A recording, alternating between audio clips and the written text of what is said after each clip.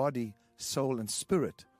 And as I said that, something happened to me. Well, on the way to the den for that Wednesday broadcast, something happened to the point that I had to stop the car. It was like something was taking over me. And I know it's God, of course. But it was confusing because I'd never experienced something quite like this. And so when I got to the den, I was pretty normal again, and we did the first song. And then suddenly the same thing happened. I started being taken away. I heard two angels speaking to each other. And it was like, and then since then I've prayed, and the Lord spoke to me today specifically, said, Kim, I have transferred something into you that has been kept for such a time as this. And this is not just for you. It is to be transferred to the many that follow and hear the word of the prophet, because once one gets hold of it, 1,000 shall begin to chase it. One shall chase 1,000, two shall chase 10,000. In other words, that's what I'm trying to say is, this is not just for me. It would be very self-centered if that was the case. There is going to be something that was transferred to me, transferred to you as well from God, possibly through me in a meeting, but that's how he works. The same thing happened when Moses took the mantle from Aaron. Aaron died and was transferred. It is important that you understand that there is a transference that has to come through one of God's voices or ministers or one of his instruments. And in this instant, it's me. And so I'm believing that what he said to me is going to happen to you, that this is going to be transferred to you. Because God said something about this, the summer months that are very vital, that things that have been locked up and closed for centuries, millennia, actually going to be released right now. And we are part of that. So I'm going through this, and it's happening. It could happen today again. I don't know. But just hold tight. Everybody, hold tight, because there's a supernatural presence of God.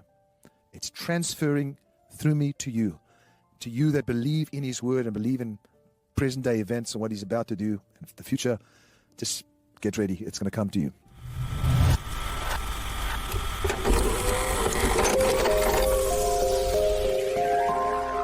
Many of you saw what happened to me on Wednesday. Do you know that I've entered in a whole new world? And that day I prayed a prayer in my garden. Then I prayed the prayer before we went on with Hannah and Miranda and Sunil. And then when we went on, I prayed it again, realizing that it pleased God so much that he actually did it. And I used these words. I was telling him how great he was, his joy, his peace, his mercy, his kindness, his compassion. I said, I want to tell you about how really wonderful you are. And I said, with the hosts of heaven, please join me now as I do this. And then, the birds began to sing so beautifully. And you know why the bees even came close to me? Because they're sensing a fragrance. It's really weird. A whole lot of bees just came. I don't like bees. And it's like my spirit, God was saying, this garden is so filled with fragrances that they've never, ever sensed. That they started, it was just like they all came around the garden. And that because they sensed the sweetness of the presence of God. And I was telling him all these things about himself and how I loved him. And then I got into this and I said, you are omnipresent. You are omnipotent. You are omniscient. Infallible. You are immutable, and you are transferable. As those words came out of my mouth, I thought, can you imagine God can transfer within a split second something into you that can change your entire life? I'm talking about his spiritual things, but also he can change your life within a second. But he needs you to do something as well. And the sacrifice and the offering is a very important thing. Exodus chapter 3. Moses was tending the flock of Jethro, his father-in-law, the priest of Midian. And he led the flock to back of the desert and came to Horeb, the mountain of God. Okay? And the angel of the Lord appeared to him in the flame of fire from the midst of the bush. Sunil, are you around here? What was that interpretation you got for it? I think you gave me a translation. Come, stand here.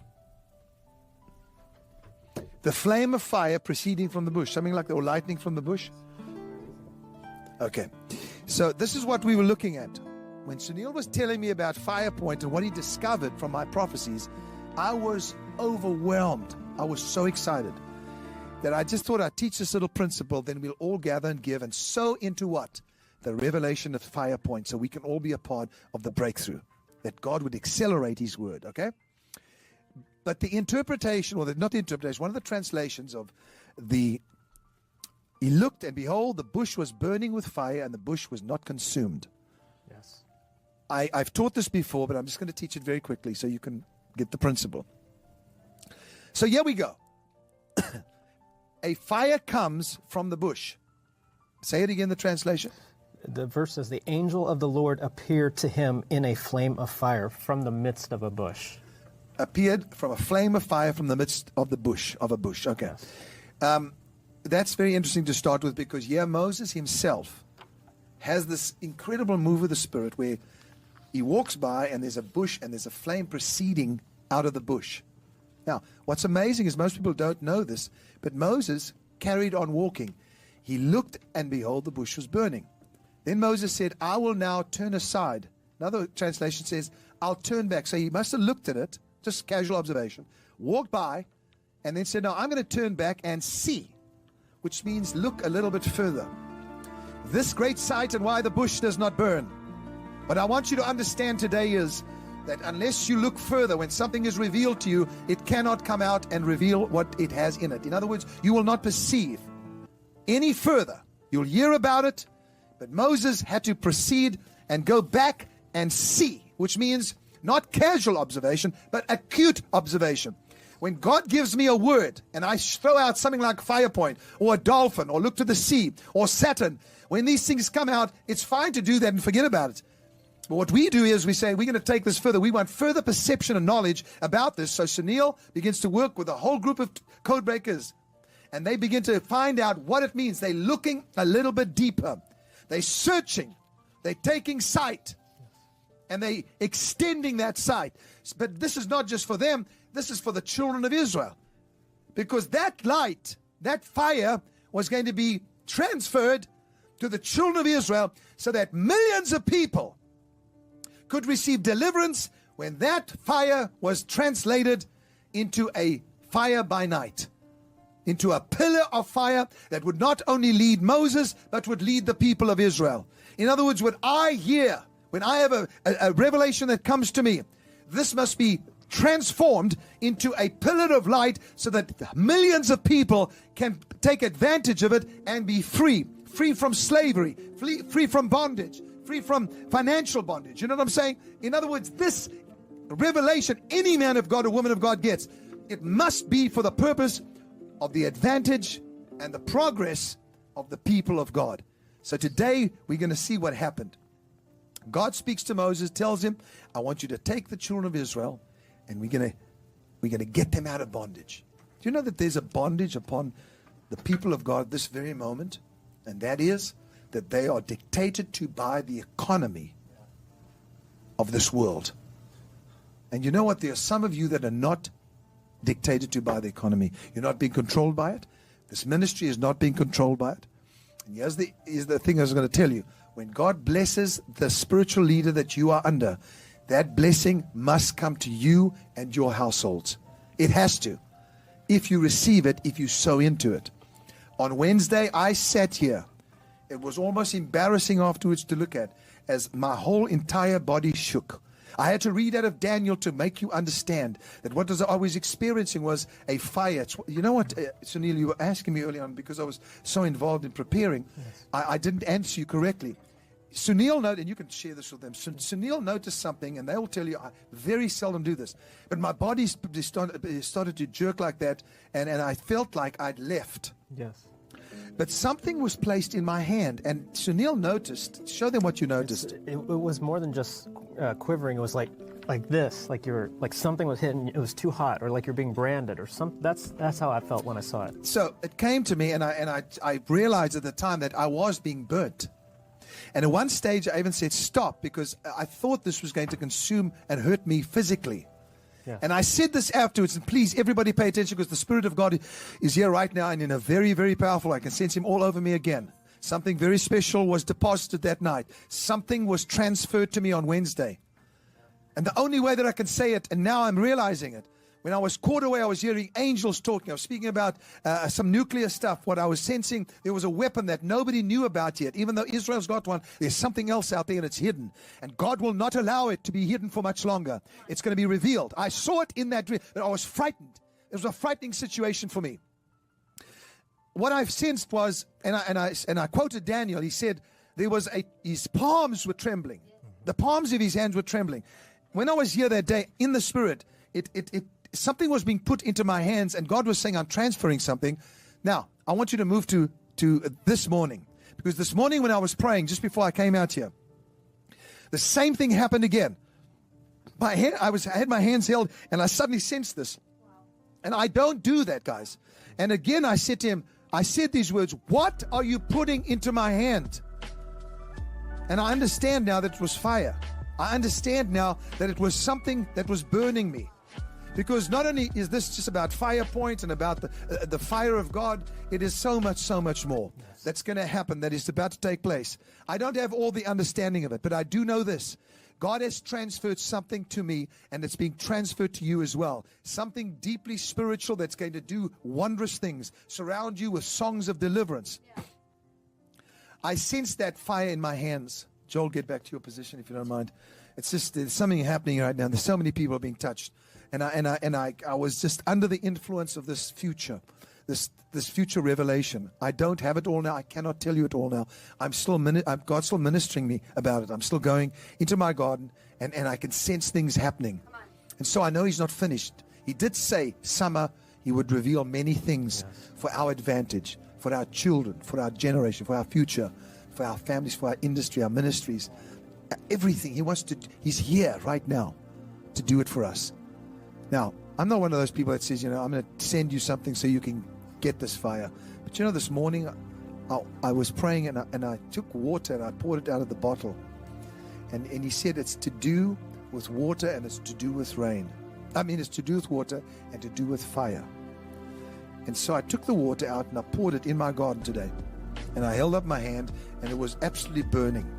And I threw it out, and I said, and I cannot tell you everything He said, because it's not for now. But I took the water and poured it out. And then I wanted to pour it on my hand, and I didn't. And the Lord said, what is about to happen, it has to do with water and with fire. Now, we've heard that before, but I felt like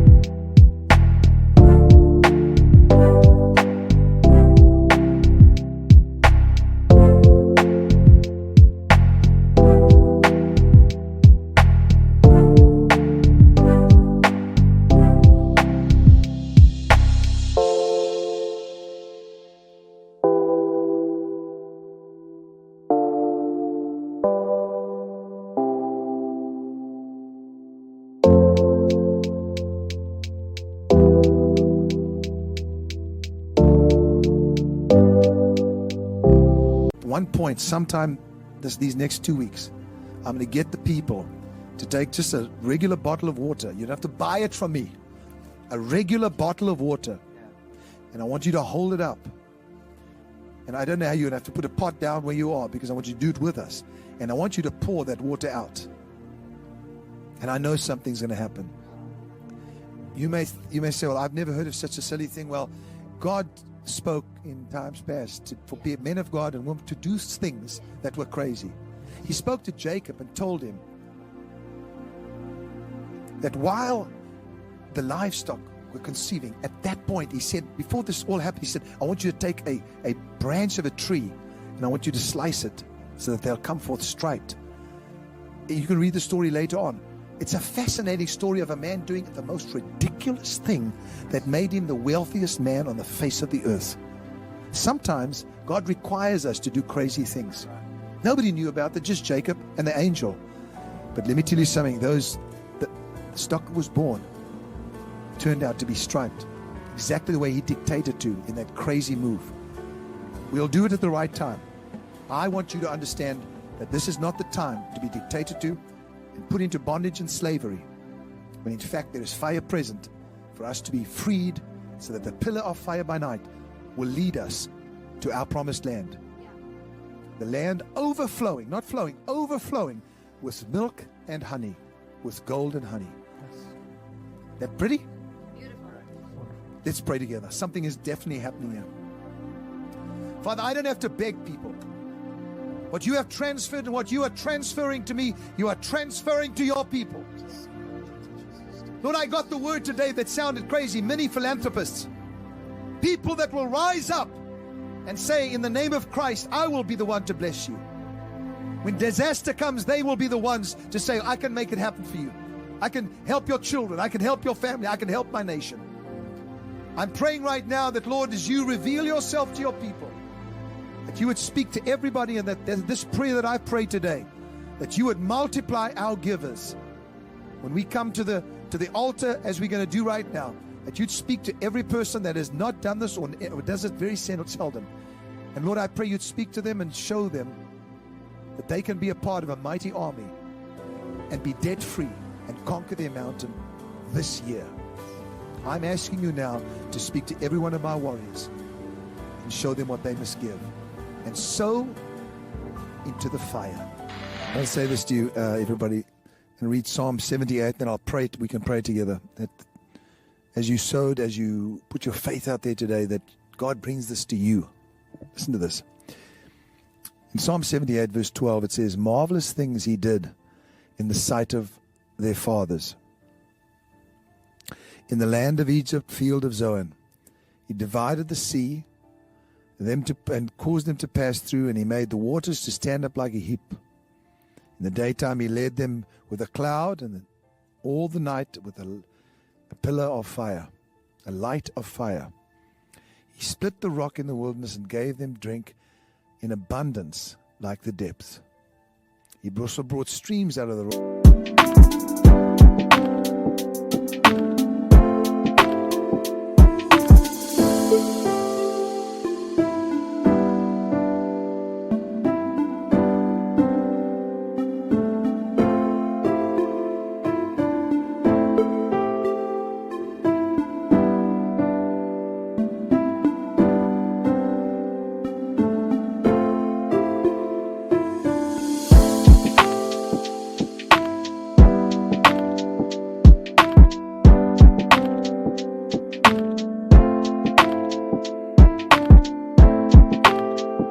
Waters to run like rivers.